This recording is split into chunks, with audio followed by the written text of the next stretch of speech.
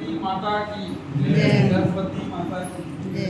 मेरे अधरों को ज्ञानेश्वर, दे दे मेरे अधरों को ज्ञानेश्वर, यही मांगते हम तुमसे वर, यही मांगते हम तुमसे वर। निर्मल विचारों की सृष्टि दे, मेरे मन विचारों की सृष्टि दे, व्यवहार विद्या की दृष्टि दे, व्यवहार विद्या की दृष्टि दे। पहचान मैं अपने को लूं, पहचान मैं अपने को लूं, मुझे ऐसी सूक्ष्म दृष्टि दे, मुझे ऐसी सूक्ष्म दृष्टि दे, मुझे ऐसी सूक्ष्म दृष्टि दे, मुझे ऐसी सूक्ष्म दृष्टि दे। चलूं सत्य न्याय के मार्ग पर, चलो सत्य मार्ग के मार्ग पर, यही मांगते हम तुमसे वर, यही मांगते हम तुमसे वर। मरुस्थल में हो या मधुबन में हो, मरुस्थल में हो या मधुवन में हो, मन किंतु अनुशासन में हो, मन किंतु अनुशासन में हो। प्रतिबिंब हर आदर्श का, प्रतिबिंब आदर्श का, इस छोटे से जीवन में हो, इस छोटे से जीवन में हो। स्वच्छ आचरण में ढले उमर, आचरण में ढले उमर, स्वच्छ आचरण में ढले उमर, स्वच्छ आचरण में ढले उमर। यही मांगते हम तुमसे वर, यही मांगते हम तुमसे वर। यही मांगते ऐसा हो जीवन मेरा, दिए जैसा हो जीवन मेरा, ये जैसा हो जीवन मेरा, दिए जैसा हो जीवन मेरा। बलिदान की हो मेरी डगर, बलिदान की हो मेरी डगर, यही मांगते हम तुमसे वर, यही मांगते हम तुमसे वर। दे दे मेरे अधरों को ज्ञानेश्वर, दे दे मेरे अधरों को ज्ञानेश्वर, यही मांगते हम तुमसे वर, यही मांगते हम तुमसे वर। यही मांगते हम तुमसे वर, यही मांगते हम तुमसे वर। सरस्वती माता की कि अभी इस जिले से जो विद्यार्थी टॉप 10 में आई है, विशेष में 10वीं की बात कर रहा हूं, उस विद्यार्थी का सामाजिक विज्ञान में 100 में 100 है। सामाजिक विज्ञान कहने का अर्थ है इतिहास, राजनीति, अर्थशास्त्र, भूगोल, सारा चीज। और सर तो बहुत ही बढ़िया बताए हैं। जैसे यहाँ पर पहला है अध्यापन को रुचिकर बनाना, तो मैं अपना अनुभव बताता हूँ। पहले जैसे मान लीजिए मैं अर्थशास्त्र की उपयोगिता चैप्टर को पढ़ा रहा, तो उसके लिए मैं बोर्ड में एक आदमी बना देता हूँ, उनका 2 हाथ 2 पैर, मतलब थोड़ा बच्चों को हंसी भी आ जाता है कि सर टेढ़ा पेढ़ा बना देंगे, है ना। तो उस टाइप से मैं बना देता हूँ। फिर एक हाथ में 100 रुपये का नोट पकड़ा देता हूँ, फिर बोलता हूँ कि ये पैसा उनके पापा उनको दिए हैं मेला जाने के लिए, घूमने जाने के लिए। और मैं और रुचिकर बनाने के लिए अपने जो बच्चे स्टूडेंट हैं उन्हीं को बोल देता हूँ कि यही मान लो यही लड़का है। तो बच्चे लोग और खुश हो जाते हैं, हंसते हैं। फिर उसके बाद क्या होता है कि बच्चे के पास 100 रुपये, तो वो उसका आय हो जाता है। उनके पिताजी दिए या जो भी दिए वो उनका आय हो गया। अब उनको जाना है मेला। अब चूंकि हमारा बंदरचोर में भी मेला भरता है तो मैं बोल देता हूँ कि बंदरचोर में मेला ही जाएगा। तो अब मेला जाएगा तो उनके पास तो 100 रुपये हैं, लेकिन उनको चाहिए बहुत सारा चीज। तो वहां पर क्या करेंगे आप? ऐसा करके क्वेश्चन भी पूछ लेते हैं बच्चों से, तो बोलते हैं कि सर हमको भूख लगी है तो हम कुछ नाश्ता भी कर लेंगे, कुछ सामान भी ले लेंगे। इस प्रकार से बच्चों को विचार आता है। मैं सब ब्लैक बोर्ड में बताता हूँ। 100 रुपये पकड़ा दिया, फिर अब उदाहरण जैसे मान लीजिए भूख लगी है तो कोई समोसा खा लिए, पेट भर गया, कुछ पैसे बच गए तो मान लीजिए कैमरा में जैसे रुचि रहता है बच्चों को कहीं घूमने जाना तो कैमरा ले लीजिए, मान लीजिए छोटा कैमरा मतलब वो देखने वाला, वो फोटो खींचने वाला नहीं। तो यहाँ पर चयन की समस्या सामने आती है, क्योंकि उनका जो आय सीमित है, 100 रुपये ही उनके पास है, लेकिन इच्छा तो बहुत होती है। तो उसको पहले चयन करेगा तो सबसे पहले उनको भूख लगी है तो पहले भूख को मिटाएगा, तो वहां पर नाश्ता कर लिया। फिर उनको कहीं मान लीजिए घूमने जाना है तो एक ऐसी सूक्ष्मदर्शी जो भी कहना चाहिए थी उनका देख सके इस टाइप से, तो खरीद लिया। तो इस प्रकार से यहाँ पर चयन की समस्या को भी हम बता सकते हैं। और चयन की समस्या क्यों आया? क्योंकि जो आय है, जो साधन है, साधारण जो पैसे है वो सीमित है और जो इच्छा है वो असीमित है। तो इस प्रकार से हम जो विद्यार्थी में चयन की समस्या, जो केंद्रीय समस्या पाठ को पढ़ते हैं उसके बारे में बता सकते हैं। अब जैसे कि हमने समोसा के बारे में बताया उदाहरण, तो समोसा क्यों चयन किया? क्योंकि भूख लगी और उसकी बहुत ज्यादा आवश्यकता है, मतलब उपयोगिता का गुण उसमें अधिक है। जिसमें ज्यादा उपयोगिता का गुण है उसी को लोग ज्यादा खरीदेंगे, क्योंकि जो संतुष्टि मिलेगी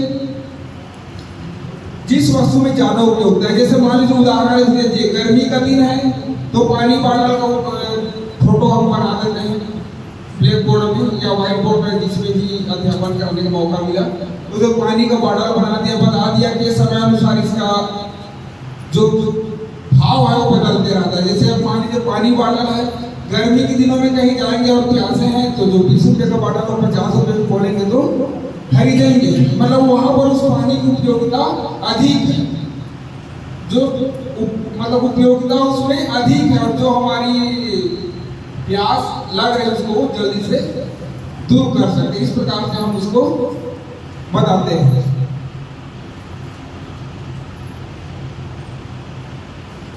चलिए चाय भी लेते रहिए और चर्चा भी करते रहते हैं।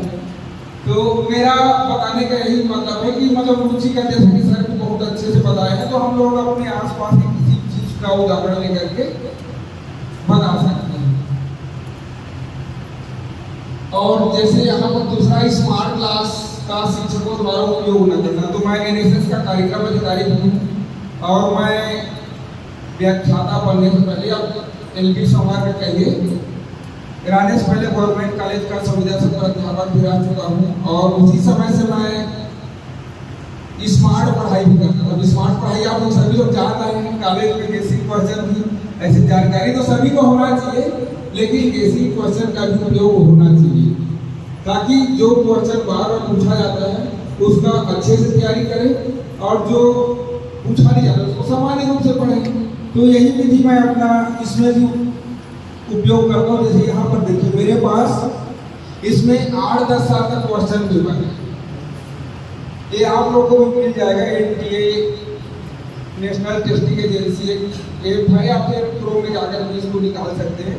तो इस टाइप से हम सभी के पास होना चाहिए, और इम्पोर्टेंट क्वेश्चन जो है उसको अध्यापन कराते समय ही, जैसे हम बच्चों को पढ़ा रहे हैं उसी समय उसी क्वेश्चन को होमवर्क के रूप में दें जो परीक्षा में आने लगे। जैसे अभी हम लोग का इकाई 4 निकाला है ना, तो जो क्वेश्चन मैं निकाला और आप लोग भी सेट करते होंगे, तो अभी जो व्यष्टि और समष्टि अर्थशास्त्र और पारस्परिक निर्भरता वो वाला क्वेश्चन आने का बहुत चांस है, 90% आएगा इस टाइप से।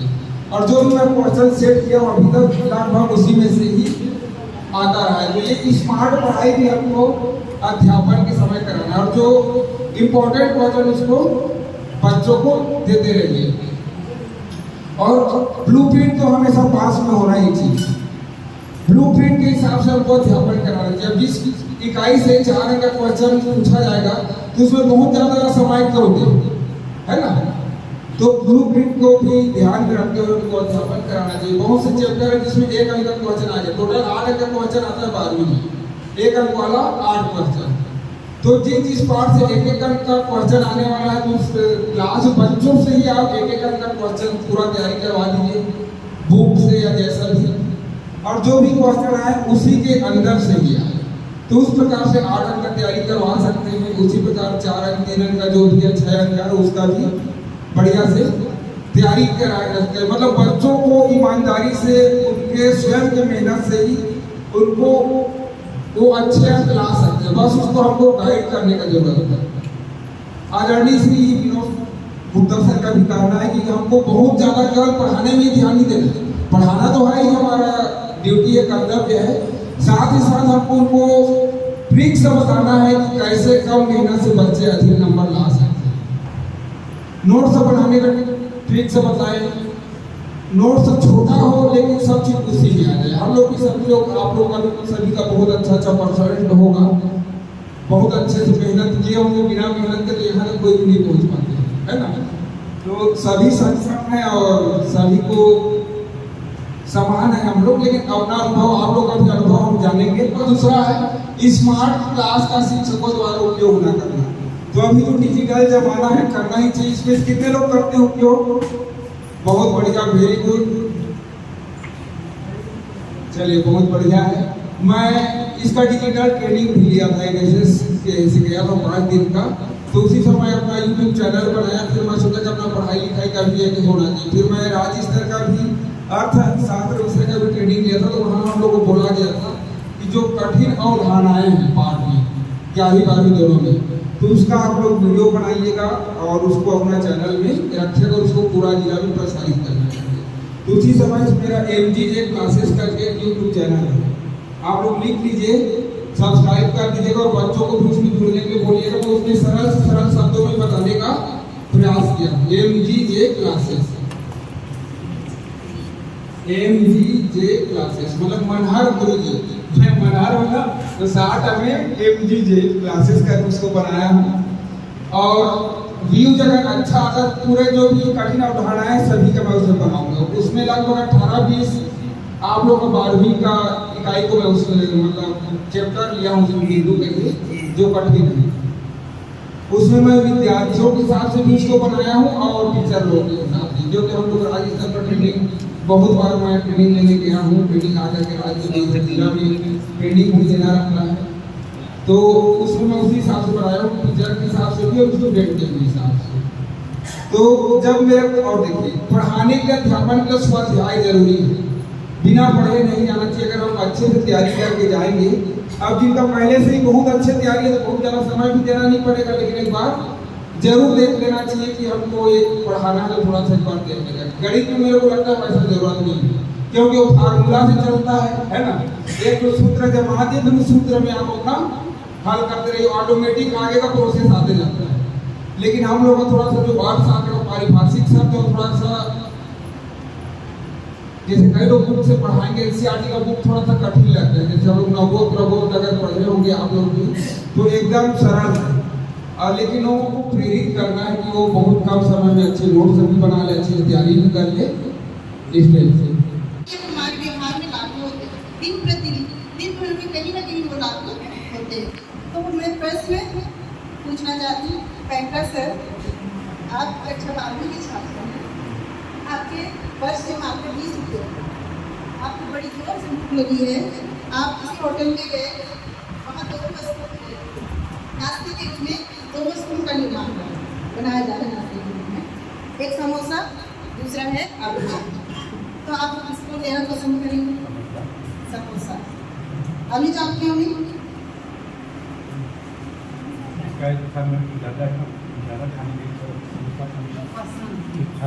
पसंद आपकी समोसे पे, मतलब सर की आय सीमित है, आवश्यकताएं ऐसा बहुत सारी चीजें खा सकते थे, लेकिन कंडीशन भी है, बहुत सारी मान्यताएं भी हैं कि उस होटल में 2 ही चीजें बनती हैं, एक आलू चाट, दूसरा क्या है समोसा। तो सर ने समोसे पे खर्च कर दिया, मतलब आलू का क्या आलू चाप का क्या किया उन्होंने, त्याग किया, है ना। तो हम अपने साधन को किसी वस्तु का त्याग करके किसी दूसरी वस्तु में लगाते हैं।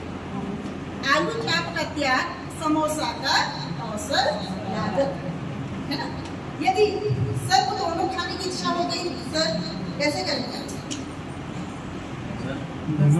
दोनों चीज को खाएंगे तो हमारे पास पैसा नहीं पूरेगा ना। पैसा हमारे पास 20 रुपया है तो 20 रुपया में 2 समोसा है, बाकी आलू चाप के लिए पैसे फ्री होगा तो एक में कमी एक तो करके त्याग करना पड़ेगा, है ना। एक में कमी करके दूसरे में वृद्धि कर सकते हैं। एक अब क्या होता है, वाई वस्तु का उत्पादन बढ़ करके ओ बिंदु से Q1 हो गया, जबकि X वस्तु का उत्पादन हो गया है तो बी बिंदु पर वाई वस्तु का उत्पादन नौका कभी पार नहीं होती, कोशिश करने वालों की कभी हार नहीं होती, कभी हार नहीं होती। कई आप लोग लहरों से डरती नौका कभी पार नहीं होती, करने वालों की कभी हार नहीं होती, कभी हार नहीं होती। नन्ही चींटी जब दाना लेकर के चलती है, नन्ही चींटी जब दाना लेकर के चलती है, चढ़ती दीवारों पर 100 बार फिसलती है, चढ़ती दीवारों पर 100 बार फिसलती है। मन का ये विश्वास रगों में साहस भरता है, कहिए मन का ये विश्वास रगों में साहस भरता है, चढ़कर गिरना गिरकर उठना अच्छा लगता है, चढ़कर गिरना गिरकर उठना अच्छा लगता है। आखिर उसकी मेहनत बेकार नहीं होती, आखिर उसकी मेहनत बेकार नहीं होती, कोशिश करने वालों की कभी हार नहीं होती, कोशिश करने वालों की कभी हार नहीं होती।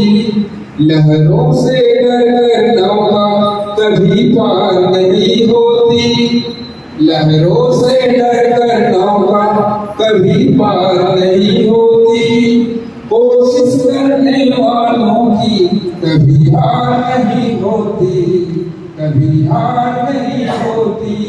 आप लोग भी गाइएगा तो ज्यादा मजा आएगा, साथ में रिपीट करिएगा।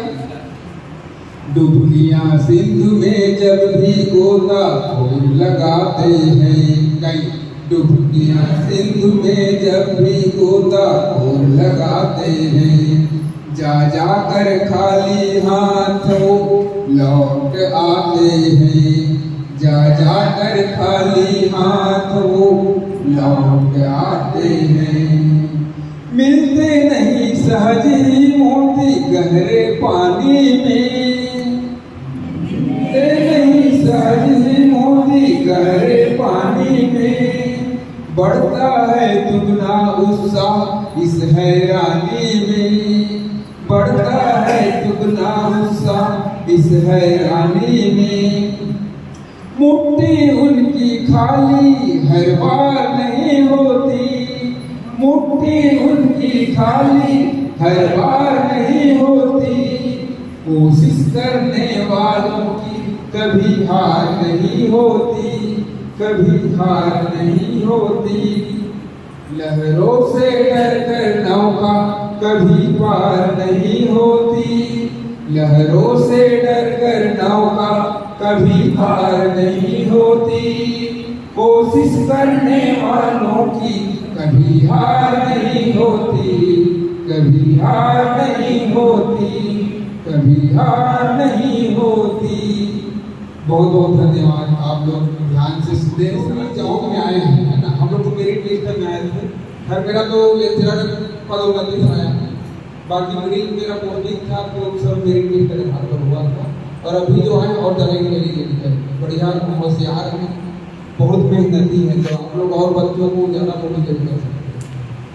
तो आप अपना नाम भी बताइएगा कि अपना किस तरह से बच्चों को करेंगे, है ना, अपना छात्र जीवन का भी अनुभव बता सकते हैं। मेरा नाम सविता लखरा है, मैं सेजस तत्वरा से हूँ।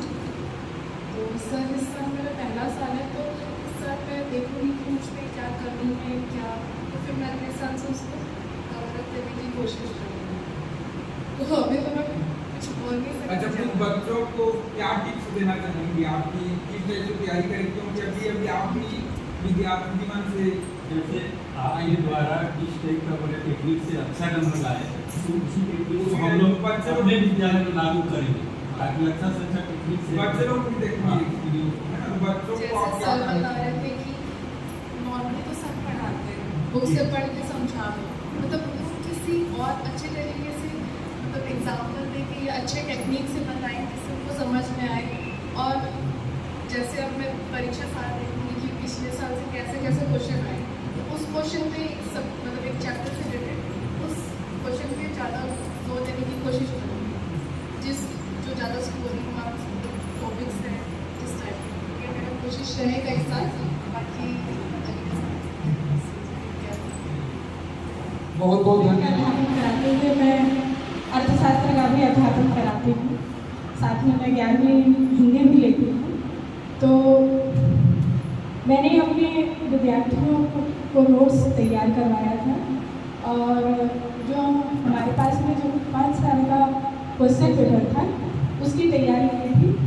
और मेरा जो अर्थशास्त्र में अध्यापन दूसरा साल है, इससे पहले मैं पढ़ाती थी, किंतु हमारे यहाँ व्याख्याता अर्थशास्त्र के आ जाने के बाद में पढ़ा नहीं पढ़ाती थी, लेकिन वो फिर हॉस्टल चले गए हैं, तो अभी मेरे को फिर से देखना पड़ रहा है। तो थोड़ा सा लेखन कार्य मैंने उनको ज़्यादा कराया था, और बाकी तो आप सभी जानते हैं। धन्यवाद। सुनने के लिए करना बच्चों को, जिससे जो है गंभीरता से लेकर बच्चे समझ सके इसको। और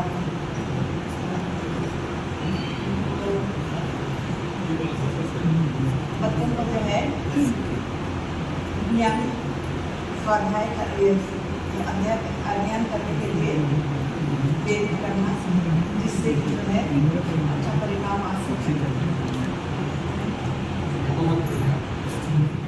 तो बहुत कुछ हम लोग को पढ़ाया है, बट मैंने CBSE बोर्ड पढ़ा है, तो थोड़ा सा अलग हो जाता है सब चीज़ें। तो उसके लिए पहले रिवाइज करना पड़ता है, अच्छे से करना पड़ता है, और लैंग्वेज भी थोड़ा बच्चों के हिसाब से यूज़ करना पड़ता है, क्योंकि बच्चे जो हैं टेक्निकल लैंग्वेज समझ नहीं पाते हैं। जो लोग को बहुत आसान लैंग्वेज में, जो लोग हिंदी भी यूज़ करते हैं उस लैंग्वेज में बताना पड़ता है। और बस इतना कहना चाहूँगी कि इकोनॉमिक्स में हम लोग सिर्फ अच्छे नंबर लाएँ ये ज़रूरी नहीं है, इसमें हम लोग ये समझ सकते हैं कि अपनी दिनचर्या को हम लोग किस हिसाब से सुधार सकते हैं, हम लोग किस चीज़ में कितना खर्च कर सकते हैं, हम लोग का स्टैंडर्ड ऑफ लिविंग किस तरह से हम डेवलप कर सकते हैं, कौन सी चीज़ हम लोग की ज़्यादा ज़रूरत है तो हम लोग वही चीज़ों का प्रयोग करेंगे।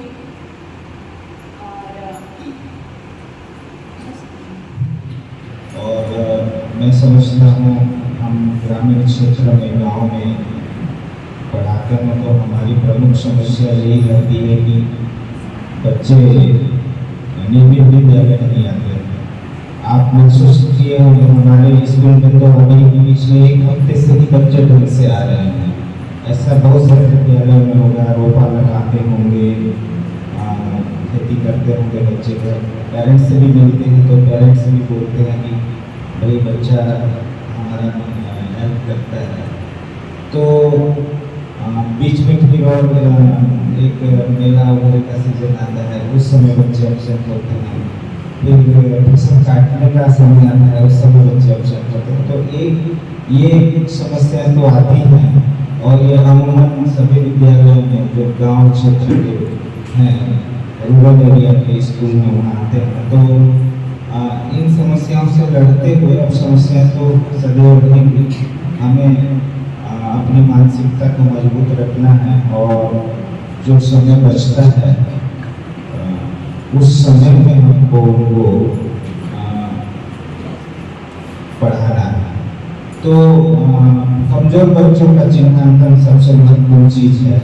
जैसा कि मनोज सर ने कहा कि उनके पास 8-10 साल का क्वेश्चन पेपर है, और अगर ये अनसॉल्व पेपर हम भी रखें अपने पास, और आप सभी जो पुराने शिक्षक हैं उनको तो लगभग अंदाजा हो ही जाता है कि कौन सा सवाल परीक्षा में आने वाला है। ब्लूप्रिंट और अनसॉल्व पेपर को देख करके हम लगभग अंदाजा लगा सकते हैं कि कौन महत्वपूर्ण सवाल है।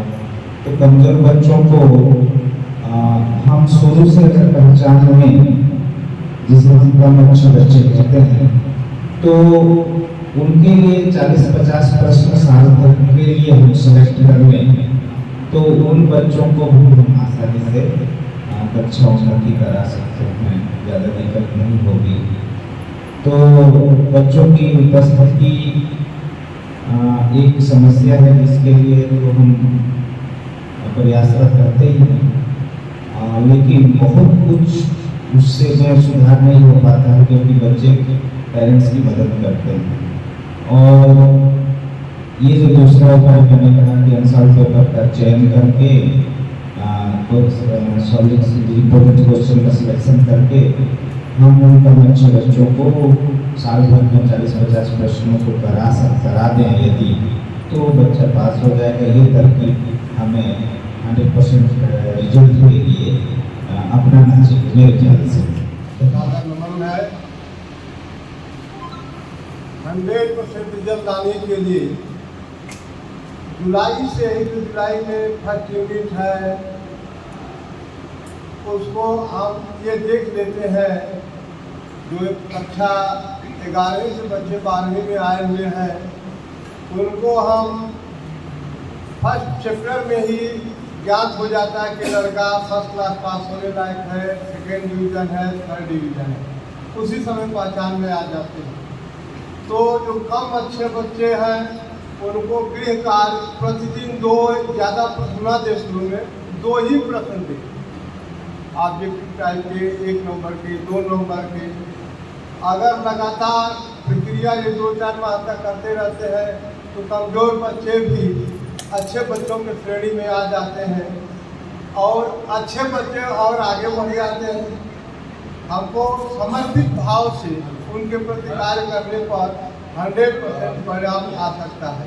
इन्हीं शब्दों के साथ अपनी वाणी पर विराम देता हूँ।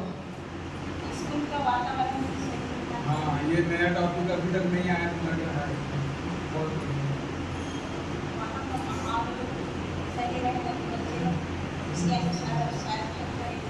जिन विद्यार्थियों का सभी के पास मोबाइल है, उनका व्हाट्सएप ग्रुप बनाया, तो उसी के आधार पर कभी कुछ वक्त होता है तो एक व्हाट्सएप ग्रुप में सेट कर देते हैं।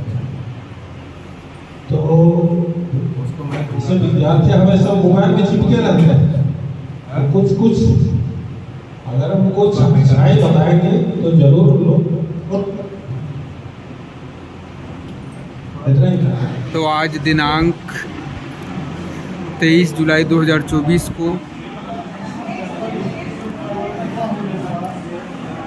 संकल्प संस्थान जसपुर में अर्थशास्त्र विषय की कठिन अवधारणाओं पर, जो कठिन अवधारणाएं उन बिंदुओं को व्याख्याता गण जो आए हुए हैं कार्यशाला में उनको दिया गया है और 12 ग्रुप बनाया गया है और सभी ग्रुप को अलग अलग टॉपिक दिया गया है जो मुख्यतः हमारे अर्थशास्त्र विषय से संबंधित या संबंधित क्या अर्थशास्त्र से ही है। और कठिन अवधारणाएं जो अध्यापन कार्य कराते समय शिक्षकों को परेशानियां हो सकती हैं या फिर बच्चों को भी पढ़ने में या स्वाध्याय में परेशानी हो सकती है, उन्हीं टॉपिक पर यहाँ पर चर्चा किया जा रहा है। अलग अलग ग्रुप हैं और वे लोग अपने ग्रुप में उसको शार्ट में नोट्स टाइप से बना रहे हैं और उसको प्रेजेंटेशन भी देंगे, प्रेजेंटेशन प्रस्तुत करेंगे।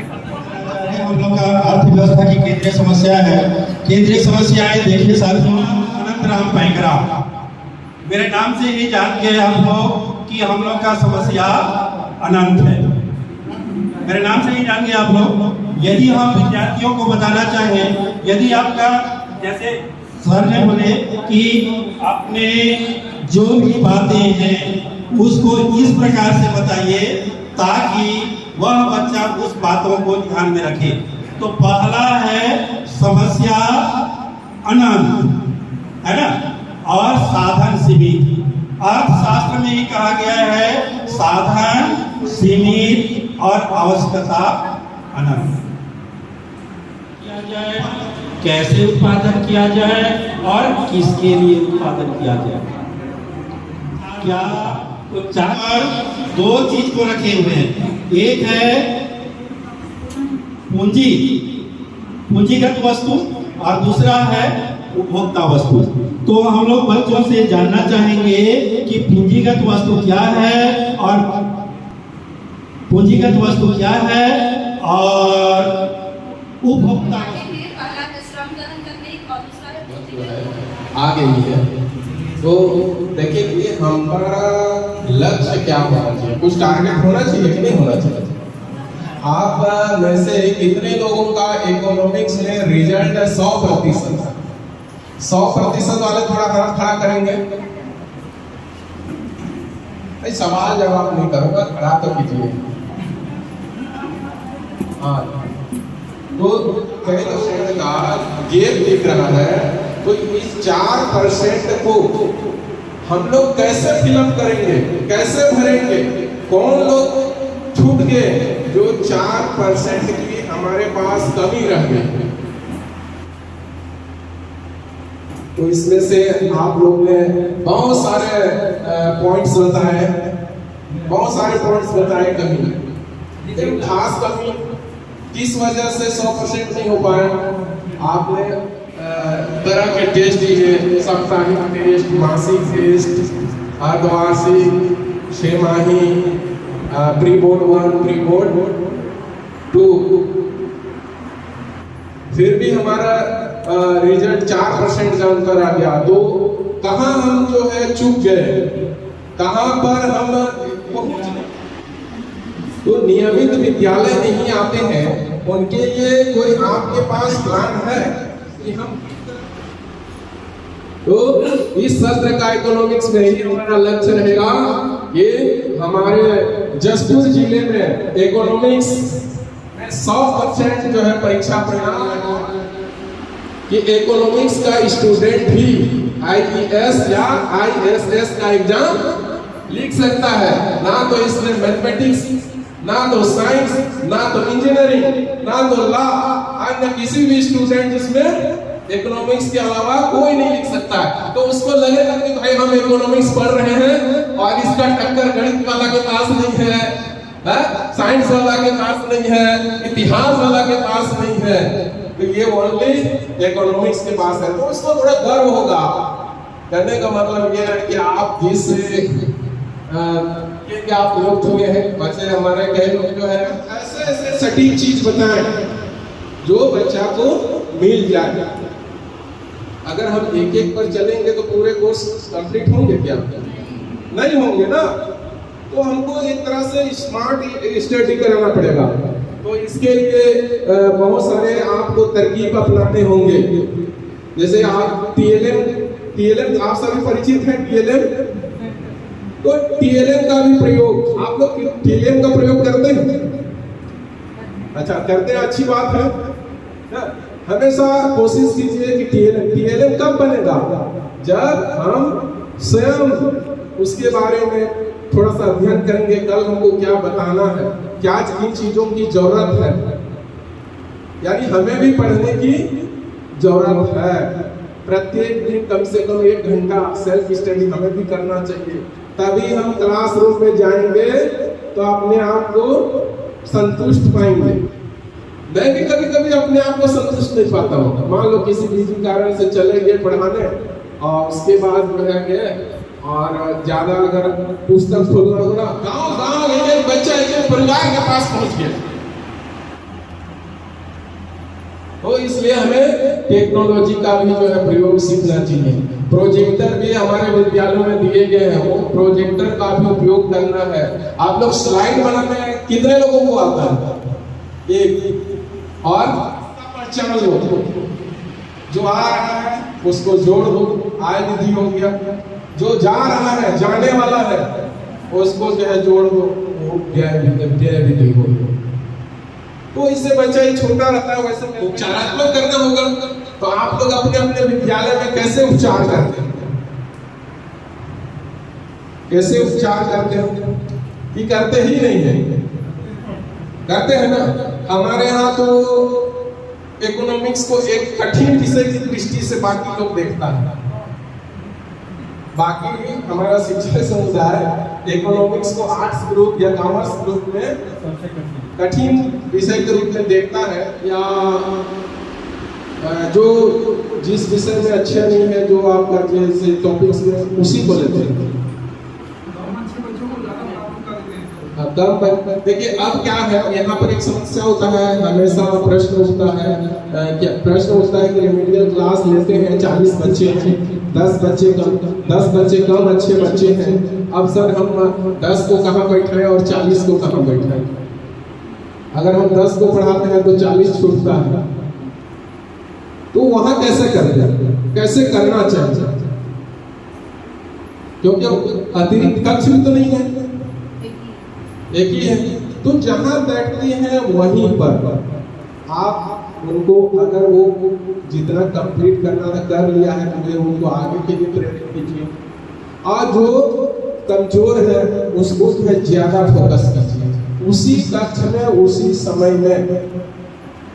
ज्यादा जो कम अच्छे बच्चे हैं उनको ज्यादा जो है ध्यान दीजिए, ध्यान से कराइए। मैं तो उन्हीं को बार बार नाम देता हूँ। बच्चा मैं देख लेता हूँ कि जो बच्चा थोड़ा नहीं कर पाता है, उन्हें मैं ज़्यादा जो है नाम देता हूँ, ताकि वो कम से कम क्या करें, एक तरह से साइकोलॉजी रूप से जो है एक्टिव हो जाए। जनरेशन से देखा जा रहा है कि लिखना बहुत कम कर रहा है। अब मोबाइल का जमाना, टेक्नोलॉजी का क्या है, ज़्यादा अभ्यास नहीं हो रहा है। सोचिए आप लोगों का भी अच्छा राइटिंग रहा होगा पढ़ते समय, लेकिन आज जो है बिगड़ चुके हैं। क्यों बिगड़ चुके हैं? क्योंकि हमारा लिखने का नहीं हो रहा है हाथ से। अब हम एप्लीकेशन उसके साथ पूरा भरने में सहयोग करेंगे।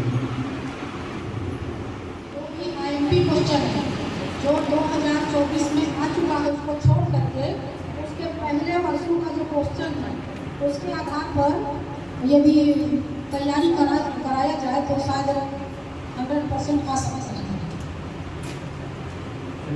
और ये जो कम अच्छे बच्चे हैं उनके लिए, कम अच्छे बच्चे के लिए उसी में से जो IMP छात्र हैं तो एकदम बहुत ज़्यादा आने की संभावना है, तो ऐसे क्वेश्चन जैसे जैसे पाठ पढ़ाते जा रहे हैं वैसे वैसे करते जाएंगे, अभी से ही तब संभावना है। शासकीय उच्चतर माध्यमिक विद्यालय रामपुर में टोटल 6 यूनिट खरीद पाता हूँ।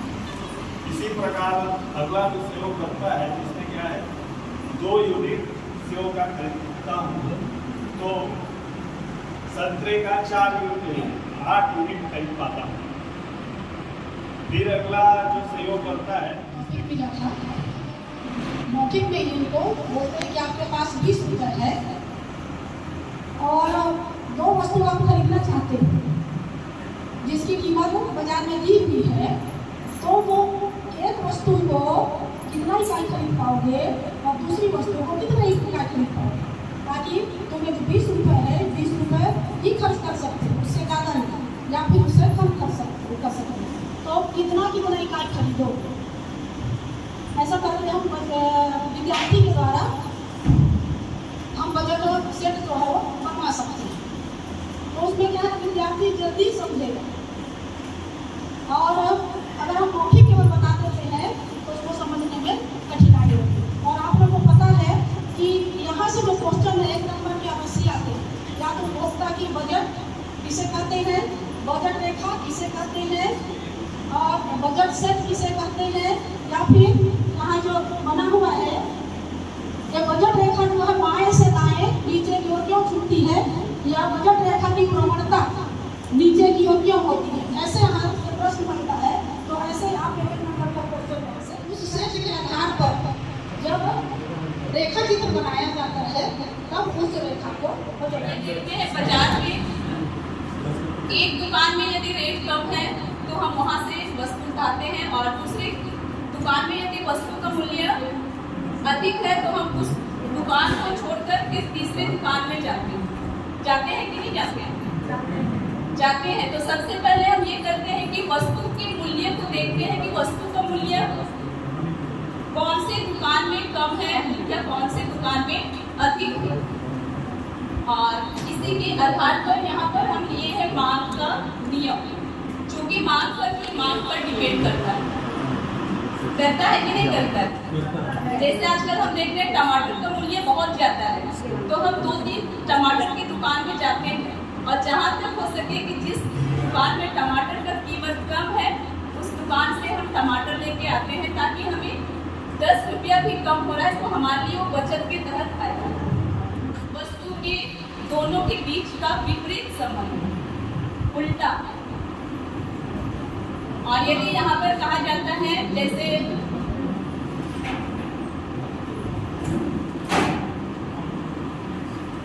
प्रोफेसर मार्शल ने कहा है, मांग के नियम के आधार में प्रोफेसर मार्शल का जो नियम है, अन्य बातें समान रहने पर यदि वस्तु का कीमत अधिक है, और यदि हम इसको आरेख को अच्छे से बनाना है तो हम स्केल का प्रयोग करेंगे, और 1 सेंटीमीटर की दूरी लेकर हम चिन्हांकित करते हुए OY और लंब रेखा पर हम वस्तु का मूल्य अंकित करेंगे। ये हो गया आपका 1 रुपया, 2, 3, 4, 5। और उसी प्रकार एक वर्ग आधार रेखा पर ये हो जाएगा आपका वस्तु का मात्रा 10, 20, 30, 40, और इस प्रकार आगे हम लिख सकते हैं। अब तारीख ना खूब सब, तो हमारा बेसिकली लॉ ऑफ सप्लाई क्या बोलता है? प्राइस जब बढ़ता है तो क्वांटिटी भी बढ़ती है, यही बोलता है। जब प्राइस घटती है तो क्वांटिटी भी घटती है। तो बेसिकली जो रिलेशन है प्राइस और क्वांटिटी का, इन दोनों में क्या रिलेशन है बेसिकली, या इन दोनों में हम कौन सा रिलेशन देखते हैं बिटवीन प्राइस और क्वांटिटी में? क्या रिलेशन है? क्या वो इनवर्स रिलेशन है, या पॉजिटिव रिलेशन है, या नेगेटिव रिलेशन है? बेसिकली जब हम लॉ ऑफ सप्लाई पढ़ते हैं तो हमें दिखा जाता है कि प्राइस और क्वांटिटी में पॉजिटिव रिलेशन होता है। इसीलिए जब प्राइस बढ़ता है तो क्वांटिटी भी बढ़ता है, प्राइस घटता है तो क्वांटिटी भी घटता है। अब हम रिलेशन होता है बेसिकली। अब हमारा जो टॉपिक है price elasticity of supply. Elasticity क्या होता है?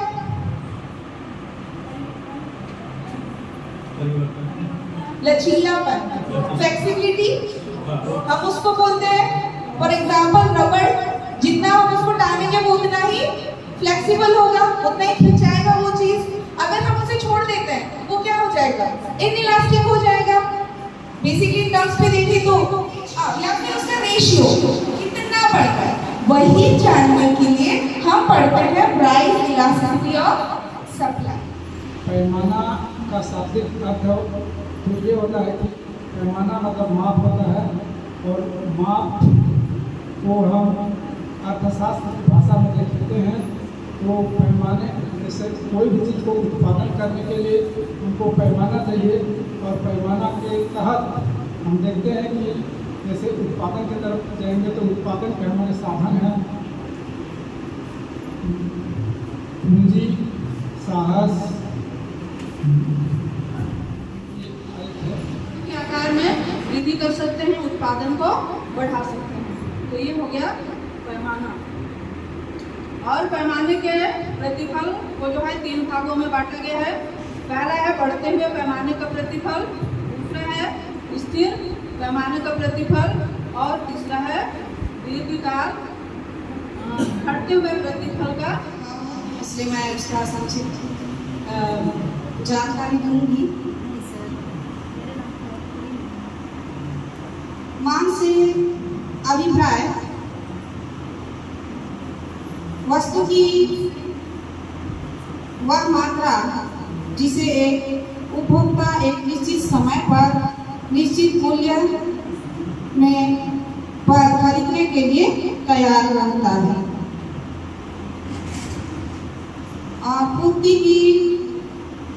पूर्ति से तात्पर्य हम यह लेते हैं कि वस्तु की एक निश्चित मात्रा जिसे एक उत्पादक एक निश्चित मूल्य पर और निश्चित समय पर बेचने के लिए तैयार है। यहाँ पर जो है मांग पक्ष ज्यादा सक्रिय होता है, तो मांग के आधार पर कीमत तय की जाती है। जब बाजार में किसी भी वस्तु की जब मांग बढ़ जाती है तो उसकी कीमत जो है बाजार में बढ़ जाती है और वस्तु की कीमत तो इसका प्रभाव पड़ता है। इसमें उत्पादन किसी प्रकार का जो है बढ़ा पाना संभव नहीं होता है, इसलिए जो है मांग पक्ष ज्यादा सक्रिय रहता है। अर्थात पूर्ति लगभग यहाँ पर स्थायी रहता है। अल्पकाल बहुत छोटा समय अवधि होता है जो अति अल्पकाल से थोड़ा सा बड़ा होता है, जिसमें मांग बाजार में जो है मांग के अनुसार थोड़ा जो है मशीन या संयंत्र में जो है मांग के अनुसार थोड़ा सा परिवर्तन किया जा सकता है। इसमें कुछ संशोधन करके मांग के अनुसार किया जा सकता है, अर्थात थोड़ा बहुत जो है इसमें वृद्धि को बढ़ाया जा सकता है। व्यस्त है तो मेरा जो कॉन्फिडेंस डगमगा रहा था कि सब सुनेंगे तो कैसे होगा, वो थोड़ा रिलैक्स मिल रहा है कि 90% लोग तो नहीं सुनेंगे। बच्चों के दिमाग में ये बात क्लियरली आना चाहिए कि देश की जो कि डोमेस्टिक प्रोडक्ट है, घरेलू उत्पाद है, तो देश की सीमा के अंदर एक निश्चित समय अवधि और एक निश्चित समय अवधि का मतलब होता है 1 वर्ष। तो पहले तो ये 2 चीजें बच्चों को हमको समझाना है कि किसी भी देश की सीमा के अंदर